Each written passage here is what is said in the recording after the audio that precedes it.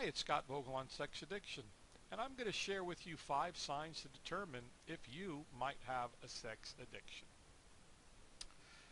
Chances are good if you find yourself wondering if you have a sex addiction, something in your life is probably out of control or you're experiencing problems that you don't really want as a result of unwanted obsessive compulsive sexual behaviors. Sex addiction is a disease. It's a progressive disease with increasingly negative life consequences. And if you think you have a problem, you might want to check out these 5 signs to determine if you do have a sex addiction. Maybe the consequences of some of your choices are starting to catch up to you. Your relationships are in jeopardy.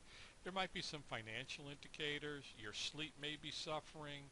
Your attention span is waning. Your performance at work is not what it used to be. Maybe you're engaging in behaviors that you've tried to abstain from but haven't had success. It's not easy to face the possibility that you might be struggling with any addiction, especially one as personal and private as a sex addiction. But it is important to discover the truth. One of the key indicators of sex addiction is out of control behaviors, which end up creating negative impact in a person's life. The behavior and the consequences really become unmanageable. Basically, you just can't stop. It's important to note that a strong sexual focus, maybe the presence of a mistress or a lover, or an enjoyment of pornography or chat rooms, doesn't necessarily indicate you have a sex addiction. True sex addiction means that there are behaviors in your life that are unmanageable, that are most often progressive in nature, and that are having a negative impact on your life. Essentially, these are behaviors that you just can't stop by yourself, no matter how hard you try, no matter how many promises you make, you just can't stop. So if you're asking whether or not you have a sex addiction, let's take a look at these signs. The first sign is you endanger your personal relationships. Now, there are many ways that you could endanger your relationship with your partner or your spouse, and it could have effect on friends and work colleagues as well. Now, there's many ways you can cheat or be unfaithful, untrue, or deceptive. You can out and out have an affair. That's the most obvious way.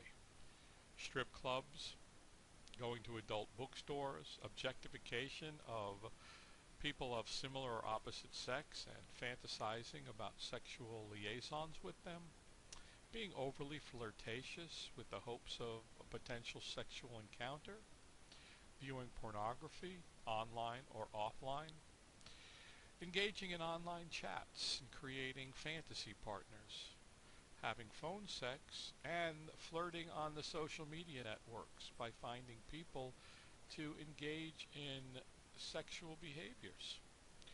These are just a few of the many ways of cheating or being unfaithful, untrue, or deceptive, and these really do start to get in the way of your personal relationships as you begin to spend more and more time with these fake relationships.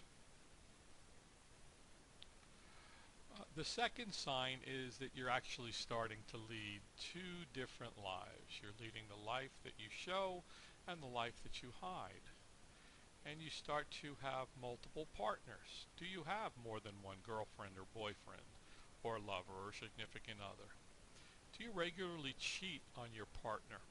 Or do you engage in hidden sex acts that you don't share with anybody else?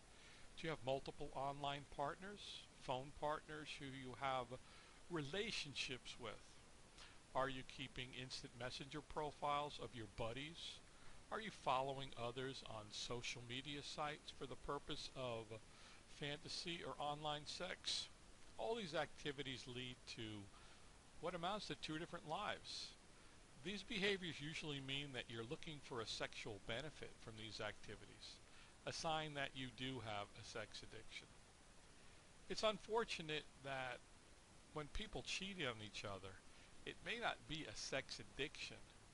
A compulsion to do so sometimes is normal, but keeping your sex life a secret from close friends could be a sign of a problem. So ask yourself, why do you want to conceal your behaviors? Sign number 3 is you want to stop, but you can't. That's pretty self-explanatory. When you know what you're doing is wrong and you continue to do it, or when you want to stop and you find yourself powerless to do so, there's a good chance that you have a problem. Now, if you find yourself repeating the behaviors that you swore you'd never engage in again, or you continually break promises to yourself, your significant other, or your family members, or you're losing self-control in the face of your compulsive behaviors, you probably have a sex addiction to deal with. If you experience intense negative feelings about yourself and your behaviors, if you're experiencing a lot of shame and guilt as a result of your behaviors, it's probably time to get help. Sign number 4 is you seek out sexual materials and adventures. It's not unusual or abnormal for healthy people to occasionally indulge in pornography or go on the internet or look at magazines. It's also not unusual or abnormal to find yourself enjoying a book that might include some descriptive sexual scenarios and visualizations. However, if you find yourself obsessively looking for it and looking at sexually centered material to the exclusion of anything else, you're starting to get involved in a compulsion to be looking at everything. You exclude everything else in the search for your obsession and compulsion, and if you find yourself searching for opportunities like dating sites or phone chats or chat rooms, it could be a sign of a problem. You see, sex addiction is a progressive disease. You may find that sexual materials are not enough. So maybe you're not able to get the same excitement of having sex with one partner, or you find yourself trying to find increasingly exciting encounters. As the problem continues, you might find yourself needing more and more different types of stimuli in order to achieve satisfaction. That's a sign of an out-of-control sexual problem. Sign number 5 is you get into legal trouble and other severe consequences.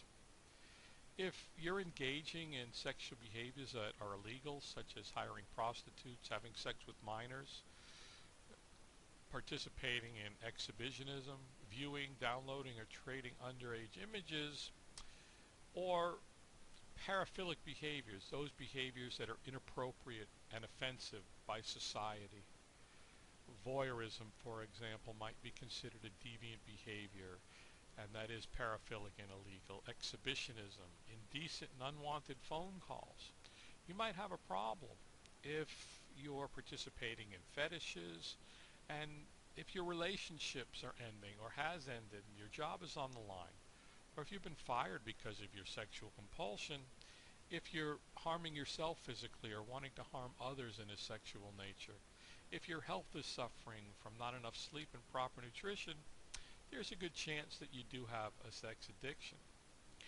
If you find yourself relating to a lot of the scenarios above described, you probably need to delve a little deeper and start finding some help. There's a lot of websites out there, sexhelp.com, addicted.com, Candio Healthy Sexuality, a lot of different websites to help you out.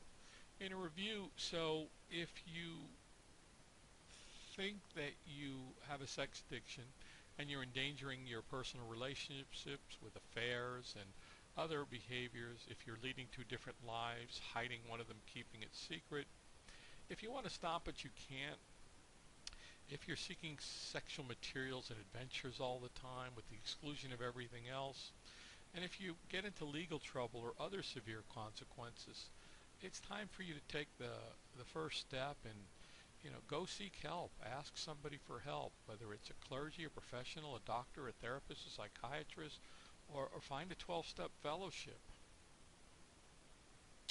Visit our YouTube channel on sex addiction for more videos on sex addiction and recovery from sex addiction.